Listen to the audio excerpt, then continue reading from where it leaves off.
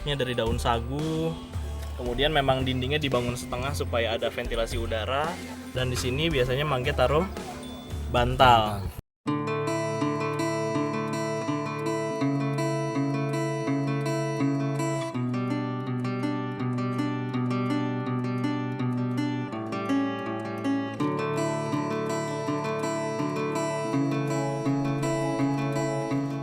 Bagi Mangge Bungge, tinggal di rumah pohon jauh lebih nyaman jika dibandingkan dengan rumah bantuan pemerintah.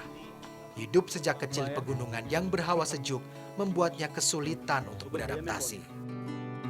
Ini rumah pohonnya ya.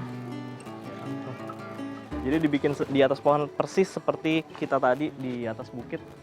Cuma di pemukiman bawah ini kan orang-orang sudah menggunakan rumah dari bantuan sosial. Tapi ternyata Mangge dan juga keluarga bertahan di rumah kayu, sementara Manggenya sendiri tetap punya rumah pohon sendiri. Ini yang tidur sini Mangge sama siapa? Keluarga, cucu-cucu. Cucu-cucu, Iya. cucu-cucu laki-laki kali ya? Iya. Ini ya, biasanya. Ternyata Mangge Bungge memiliki rumah pohon lebih dari satu. Semuanya dibangun untuk kenyamanannya beristirahat.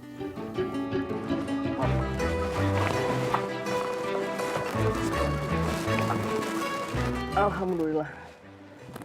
Sampai juga di atas. Nih, Anda bisa lihat atapnya dari daun sagu. Kemudian ini apa, Bang? Ini buat penutup supaya nggak ada angin. Iya. Ini penutup supaya tidak ada angin. Kemudian memang dindingnya dibangun setengah supaya ada ventilasi udara. Kemudian bagian belakang juga harus ada udara juga. Sementara ini dindingnya tertutup supaya terlindung dari hujan juga satu sisi gitu. Harus ada pelindungnya juga. Dan di sini biasanya Mangge taruh bantal. Bone. Oke, naik. Naik. Sini.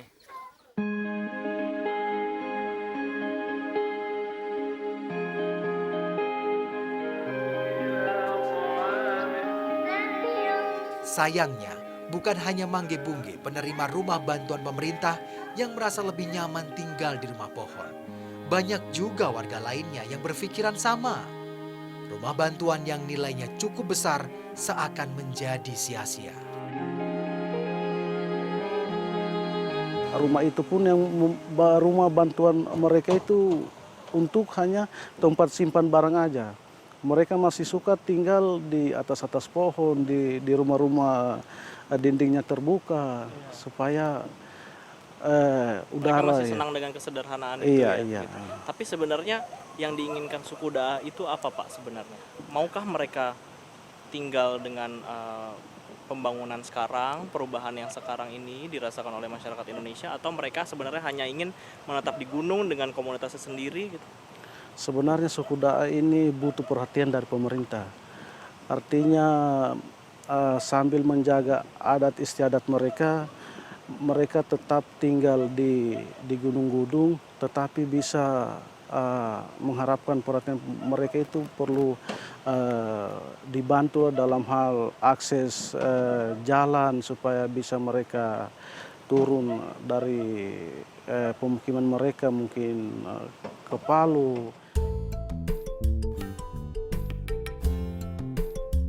Ternyata, kepedulian saja tidak cukup untuk mengentaskan kemiskinan warga. Perlu pemahaman yang menyeluruh agar bantuan yang diberikan tepat sasaran.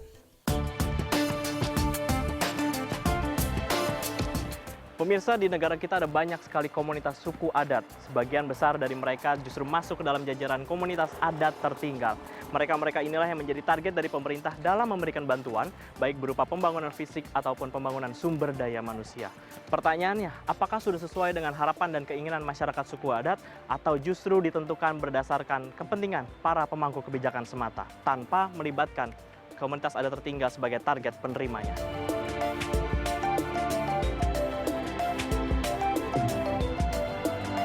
Demikian Indonesiaku, sampai jumpa.